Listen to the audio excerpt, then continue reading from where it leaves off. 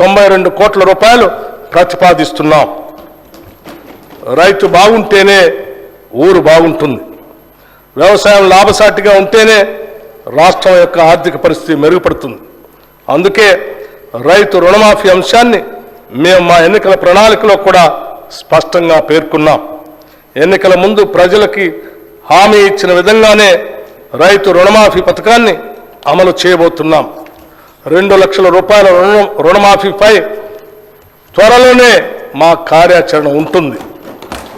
అందుకు విధి విధానాల్ని రూపొందిస్తున్నాం.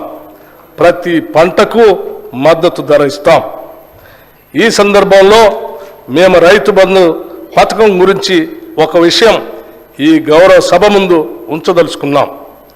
రైతు బంధు యొక్క ముఖ్య ఉద్దేశం రైతుకు పెట్టుబడి సాయం అందించడమేనని గత ప్రభుత్వం ఈ పథకాన్ని ప్రారంభించింది. రైతుకు సాయం అందించడం అనేది ప్రశంసించదగిన విషయమే అయినా ఈ పథకం పేరుతో అసలు రైతుల కన్నా పెట్టుబడిదారులు మరియు అనర్హులే ఎక్కువ లాభం పొందారని చెప్పడానికి ఎంతో చింతిస్తున్నాం. సాగు చేయటానికి పనికిరాని కొండలు, గుట్టలు, ఆఖరికి రోడ్లు ఉన్న స్థలానికి కూడా రైతు బంధు సాయం ఇచ్చారు. పెట్టుబడిదారులు, బడా రియల్ ఎస్టేట్ కంపెనీలు కొనిపెట్టుకున్న వేలాది ఎకరాలకు కూడా రైతు బంధు సాయం అందింది. ఇది అక్రమం. ఇచ్చిన జీవోకి విరుద్ధంగా పథకాన్ని వర్తింపచేయటం అనేది గత ప్రభుత్వానికే సాధ్యమైంది. జరిగిన ఈ అక్రమాల కారణంగా మేము రైతు బంధు నిబంధనలను పునఃసమీక్ష చేసి నిజమైన అరువులకి రైతు భరోసా కింద ఎకరానికి 15,000 రూపాయలు అందించేందుకు కృతనిశ్చయంతో ఉన్నాం. గతంలో భిన్నంగా మేము కౌలు రైతులకు కూడా రైతు భరోసా సాయాన్ని ఇవ్వటానికి మార్గదర్శకాలు సిద్ధం చేస్తున్నాం. అదేవిధంగా ప్రధానమంత్రి ఫసల్ బీమా యోజన కార్యక్రమాన్ని ఆధారంగా చేసుకొని రాష్ట్రంలో పంటల బీమా పథకాన్ని పటిష్టంగా అమలు చేయబోతున్నాం. పశ్చిమ బెంగాల్లో అమలు జరుగుతున్న తీరుని పరిశీలించిన అనంతరం దానికి సంబంధించి తుది నిర్ణయాన్ని తీసుకుంటామని ఈ సందర్భంగా మనవి చేస్తున్నాం. రైతు బీమా పథకాన్ని కౌలు రైతులకు కూడా అమలు చేసేందుకు చర్యలు తీసుకుంటున్నాం.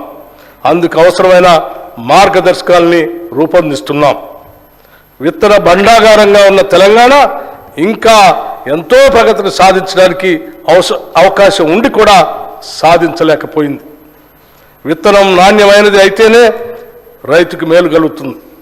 విత్తనం నాసిరకంది అయితే రైతు శ్రమంతా బూడిదలో పోసిన పన్నీరు అవుతుంది. పంట చేతికి రాకపోవటమే కాకుండా అప్పటి వరకు పెట్టిన పెట్టుబడి అంతా వృధా అయిపోతుంది. గత ప్రభుత్వ హయాంలో నకిలీ విత్తనాల సమస్య తీవ్రంగా ఉండేది. గత ప్రభుత్వం అచేతన వల్ల, నకిలీ విత్తనాల వల్ల అనేక మంది రైతులు మోసపై ఆత్మహత్యలకు కూడా పాల్పడ్డారు. నాసిరకం విత్తనాల్ని, నకిలీ విత్తనాల్ని అరికట్టేందుకు మా ప్రభుత్వం కఠిన చర్యలు తీసుకుంటుంది. రైతుకు నష్టం చేసే ఏ విత్తన వ్యాపారిని మా ప్రభుత్వం ఉపేక్షించదు. దీనితో పాటు నాణ్యమైన విత్తన ఉత్పత్తి విషయాల్లో పురోభివృద్ధి సాధించేందుకు సకల చర్యలు చేపడుతున్నాం. ఈ మేరకు త్వరలో ఒక నూతన విత్తన విధానం తీసుకురాబోతున్నాం. ఈ సంవత్సరంలో ఆయిల్ పామ్ సాగు విత్తన అదనంగా 1,00,000 ఎకరాలు పెంచడానికి తగు చర్యలు తీసుకుంటున్నాం. ఇవన్నీ రైతుని రాజును చేయటానికే మేము తీసుకోబోతున్న చర్యలు. ఈ బడ్జెట్లో వ్యవసాయ శాఖకి 19,746 కోట్ల రూపాయలు ప్రతిపాదిస్తున్నాం.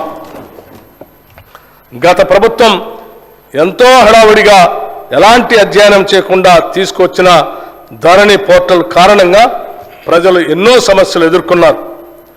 ధరణి కొంతమందికి భరణంగా, మరికొంతమందికి ఆభరణంగా, చాలామందికి భారంగా మారింది.